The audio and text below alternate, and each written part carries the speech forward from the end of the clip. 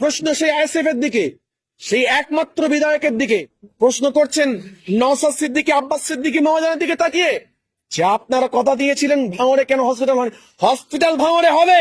আপনি আমাকে প্রশ্ন করছেন, আমি আপনার প্রশ্ন করার অধিকার রাখি। 10,000 মাদ্রাসা কোথায় গেল? আজকে তিনি মন্দির করে করে বেড়াচ্ছেন। মন্দির করার জন্য আপনাকে ক্ষমতায় বসানো হয়েছে। ভাঙড়ে আব্বাস সিদ্দিকী মামাজান হসপিটাল করবেন বলেছিলেন, তো সেই হসপিটাল আজকে হয়নি। আজকে এই প্রশ্ন ওই তরফের কিছু মানুষের কাছ থেকে শোনা যাচ্ছে। আমার প্রশ্ন তাদের কাছে, গতকালকে আমি দেখেছি ভিডিওতে, গতকালকের ভিডিওতে আমি দেখেছি আব্বাস সিদ্দিকী মামাজান তিনি বলেছেন যে আমি ভাঙড়ে হসপিটাল করতে চেয়েছি, ভাঙড়ে হসপিটাল করতে গিয়েছি, যাদেরকে দায়িত্ব দিয়েছিলাম, যারা দায়িত্ব নিয়ে কাজ করতে গিয়েছে তাদেরকে হুমকি দিয়ে ঘরে ঢুকিয়ে দেওয়া হয়েছে, জায়গা দেওয়া হয়নি, ইত্যাদি ইত্যাদি। গতকালকে আব্বাস সিদ্দিকী মহাজন তিনি নিজে প্রকাশ করেছেন, তিনি নিজে বলেছেন। আজকে যারা প্রশ্ন করছেন যে আব্বাস সিদ্দিকী সাহেব তিনি বলেছিলেন হসপিটাল করবেন ভাঙড়ে, কিন্তু তিনি হসপিটাল কেন করলেন না?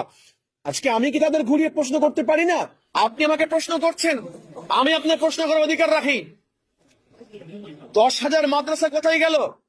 আপনি বলেছিলেন না 10,000 মাদ্রাসা দেবেন? মাদ্রাসা কোথায় গেল? আমলের সে হসপিটাল আছে, মানুষকে ভর্তি করা হয়, ইমার্জেন্সি রোগী হলে সেই ভাঙড় থেকে ট্রান্সফার করে কলকাতা নিয়ে যেতে হয়। মানুষ রাস্তায় মৃত্যুবরণ করে, মানুষ রাস্তায় মারা যায়।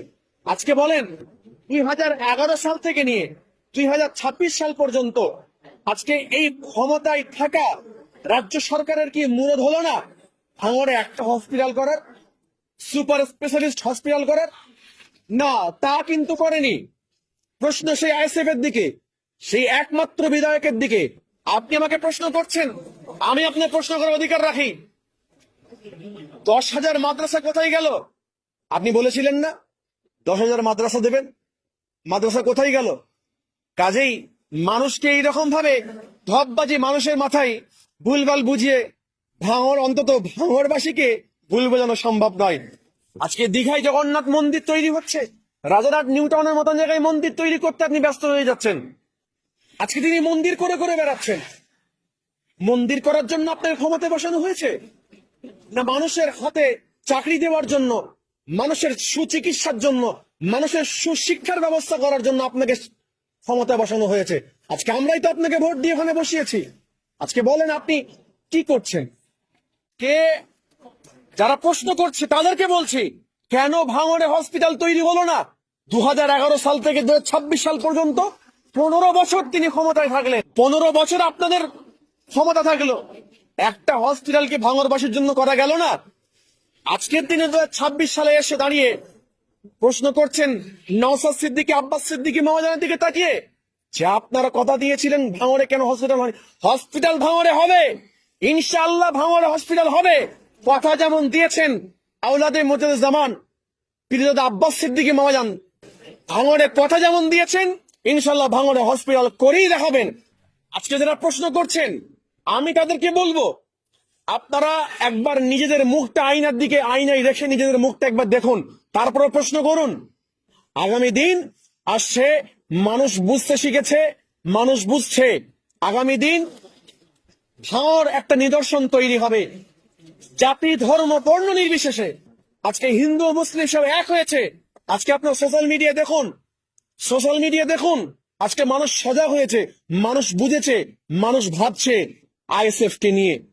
ভাঙড়ের আপামর জনসাধারণ জাতি ধর্ম বর্ণ নির্বিশেষে প্রত্যেকটা ধর্মের মানুষ তারা নিজস্ব দায়িত্বশীল।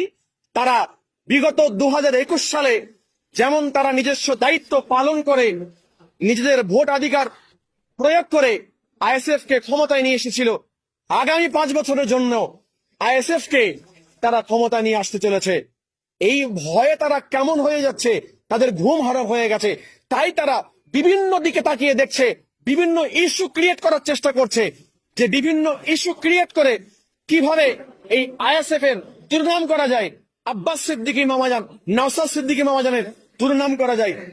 মনে রাখবেন, মানুষকে মিথ্যা মিথ্যা বুঝিয়ে, মানুষকে মিথ্যা কথা বলে কিছুদিন কিন্তু বুঝিয়ে রাখা যায়।